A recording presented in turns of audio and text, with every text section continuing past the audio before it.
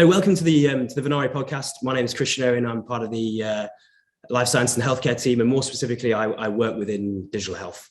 And I wanted to introduce Wais Shaifta, who's the former CEO of PushDoctor. We're going to kind of discuss a little bit about virtual care and kind of the pros and cons of that. Yeah, no, brilliant. No, thank you, Cristian. Great to be on the podcast. Thank you for the introduction. And yes, previously I was the CEO of PushDoctor, so naturally spent a couple of years in digital healthcare and everything that came with that.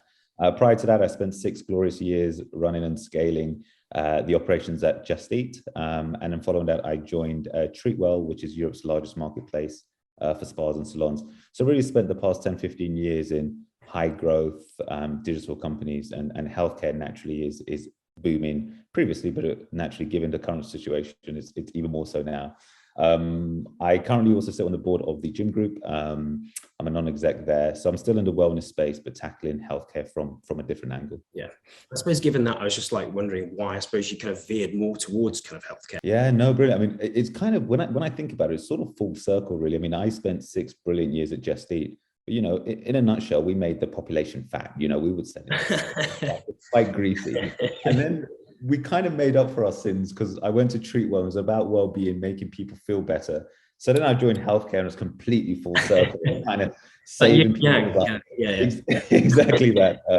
So no, I mean, I think when I got the call for PushDoctor, and I met our chair at the time, was a lady called Suzanne Given, absolutely brilliant chair. I mean, she completely sold it to me when she said, "How often can you work in a company where you save people's lives every single day?" And that was just powerful for me. And I think particularly, healthcare is the biggest sector in the world. However, it's still the most unutilized sector from a digital perspective. So from a challenge perspective, as well as conceptual, it was something I just couldn't refuse. If you think about, your bank or your supermarket, how much they actually know about you, how digitized that market is. And then you think compared to healthcare, obviously COVID changed things massively. And, with the kind of the recent growth of virtual care. But what was because you were, I suppose, CEO of PushDoctor at that time, when that came through, how did that kind of revolutionize everything?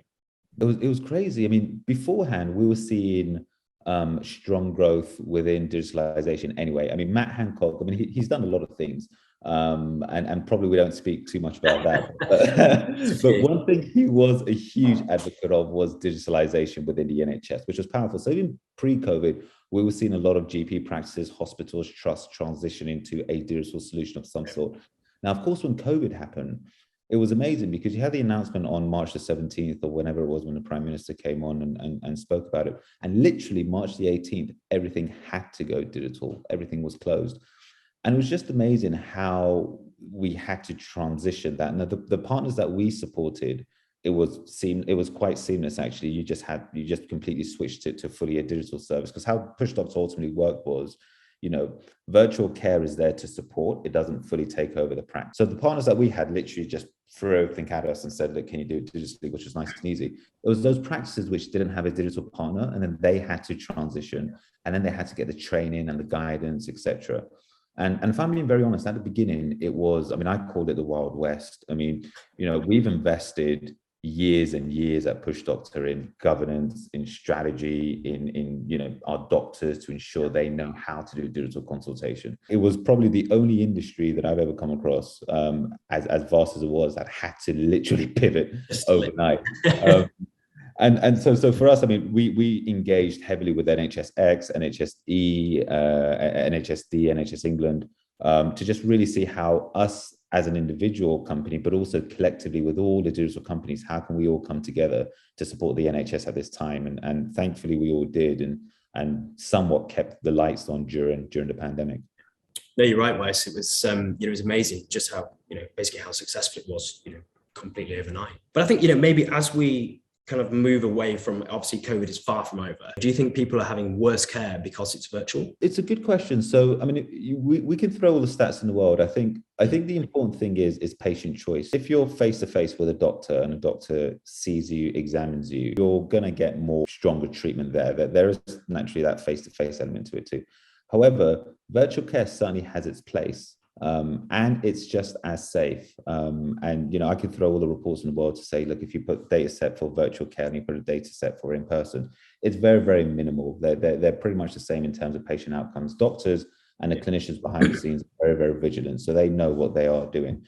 And ultimately, for me, it comes to patient choice. And I think the problem that we've had in the UK, and I think healthcare globally, is probably one of two. One is, people usually go to a GP when there is something wrong. And the reason they do that, it's a mindset thing, but it's just a case of, look, there's nothing wrong with me, I'm not going to do it. When you think of a patient journey, or it's Friday, I have to book an appointment. The way I book an appointment, it's like this. Then I have to take time off work, and then I have to do this. It just becomes this long-winded process. And right now, time is more crucial than it has ever been. And I think an ever-changing consumer pattern, behavior, and expectation is really changing all sectors, and particularly within healthcare. But the second point is around the data set. I mean, we're privileged within the UK that all of our data sits centrally at the core within the NHS, and we have 70 years worth of patient records, and being able to really extract that and really feed that back into our learners is quite possible or powerful. And that's something that digital can make happen a lot more faster versus the analog ways that we've been doing historically. So I think from a healthcare science perspective, but also from a patient convenience perspective, and also ensuring that the system doesn't collapse, I think digital is the only way that can keep things going for groups involved. But I think, both of them are just as safe as each other. I think ultimately where healthcare should go to and needs to go to is patient choice. Are you more comfortable going in person? Are you more comfortable doing it virtually? Are you comfortable doing it over chat, over the phone, etc.? What are your predictions for the future around, just kind of interested to know, where you think it will go? What kind of innovations can you foresee, really? I think at the base of it, it's the money, right? I think it's the investment. And there isn't a resistance to use digital technologies. The question is, who's going to pay for it? If there is funding of digital solutions, digital products, then how we get practices to receive that funding and ultimately implement that funding without it being an additional burden to them, it's huge. I think when you kind of put it into perspective, typical GP practices or typical hospitals, these groups are very analog. They've been on, 2 years ago, they didn't have fiber in their practices. They're very analog, pages, fax machines. It's moved quite a lot since then, but you can't expect the market, which has been a certain way for so long, to all of a sudden flip and switch. And I think digital companies, and Push Doctor, we were quite passionate about it when we did it, really doing that hand-holding for a couple of years before we go into where we are, I think is quite important. But also coming to, so I think there's a big funding question which has to be answered. But let's just say in an ideal world, the funding is given and we're great. Every single digital company I've come across, they really address specific needs brilliantly. So there's a company that specifies in UTI, which are doing really well. There's some that specify in neuroscience, which is absolutely brilliant.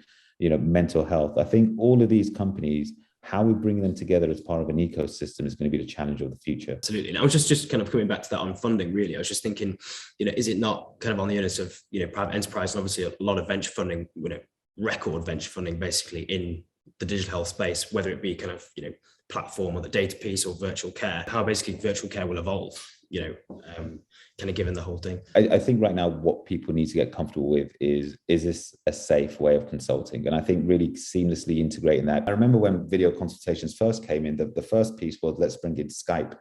And because Skype wasn't integrated with the core clinical systems, everybody in the practice was like, oh my God, what is this iPad, this Skype, this tool? And it just didn't get utilized. And then people just ran away from it.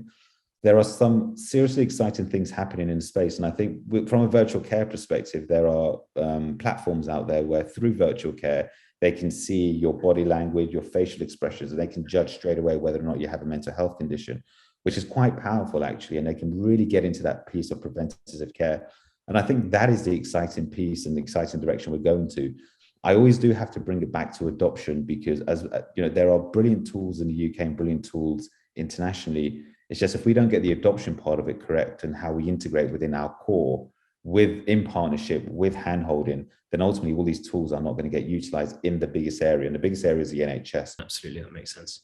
But no, I mean, I think you've given us some real insight there, Wais. It's been lovely to have you on, and I hope you've enjoyed it. And thanks again for your time. No, brilliant. Thank you for having me on. Really loved it. Yeah, no problem. All right. Speak soon.